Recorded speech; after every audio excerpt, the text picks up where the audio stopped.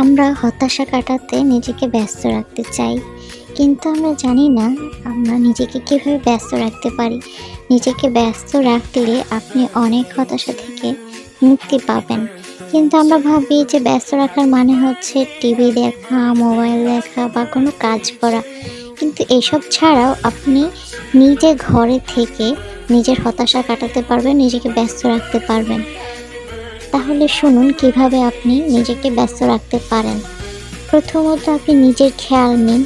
দেখুন তো আপনার ব্রোটা কি ঠিক আছে, নাকি আরেকটু চিকন হলে বা একটু ছোট হলে আপনার চেহারাটা বদলে যেত। এর মানে এই না যে আমি আপনাকে ব্রো প্লাক করতে বলছি। ব্রো প্লাক করার দরকার নেই। আপনি শুধু এমনি দেখেন যে আপনার কাজল দিয়ে এটাকে আপনি ছোট করলে কেমন লাগে বা মোটা করলে কেমন লাগে। আপনি কি জানেন চোখের মাঝখানে কাজল দিলে যাদের চোখ ছোট তাদের চোখটা একটু বড় লাগে দেখতে। ঠিক তেমনি আপনি এইভাবে নিজের উপর এক্সপেরিমেন্ট করেন যে আমাকে কীভাবে আরেকটু সুন্দর দেখা যায়। তখন দেখবেন আপনি নিজেকে ব্যস্ত রাখতে পারছেন এবং এটাতে আপনার দুই ধরনের উপকার হবে। আপনার নিজের সৌন্দর্যের প্রতি নিজের একটা কেয়ার নেওয়া হবে এবং নিজে ব্যস্তও থাকবেন এবং আপনার হতাশাও কেটে যাবে।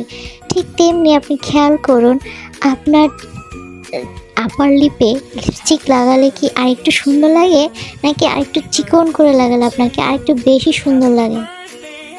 এভাবে আপনি যখন নিজের প্রতি খেয়াল নেবেন, নিজের ছোট ছোট বিষয়গুলো খুঁজতে শুরু করবেন, তখন দেখবেন আপনার ভেতর থেকে একটা আলাদা অনুভূতি হবে, একটা আলাদা রকম সৌন্দর্য আপনি ফুটে উঠবে আপনার চেহারায় এবং আপনার ভিতর থেকে একটা আনন্দ পাবেন। আপনি নিজেকে ব্যস্ত রাখতে পারবেন। তখন আপনার মনেই আসবে না আপনার হতাশার কথা, আপনার সেই পুরনো ক্ষতর কথা। নিজেকে ভালোবাসুন, নিজেকে ভালো রাখুন আর নিজের খেয়াল নিন। এছাড়াও আপনি যেটা করতে পারেন, আপনি বিভিন্ন কালারের জামা আপনি পরে দেখতে পারেন। কোন কালারটা আপনার সাথে সুন্দর যায়, কোন কালারটাতে আপনাকে একটু উজ্জ্বল দেখা যায়, কোন কালারটাতে আপনার রঙটাকে আরেকটু ডার্ক মনে হয়, বা কোন কালারটা পরলে আপনাকে আরও বেশি সুন্দর লাগে। এই জিনিসগুলো যখন আপনি খেয়াল করবেন তখন আপনার নিজের প্রতি নিজের আত্মবিশ্বাস আরও বেড়ে যাবে।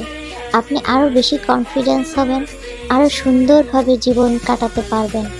আর এইভাবেই আপনি সুন্দর থাকবেন, ভালো থাকবেন। ধন্যবাদ এতক্ষণ সাথে থাকার জন্য। এরকম আরও টিপস পেতে আমার চ্যানেলটি সাবস্ক্রাইব করে রাখুন।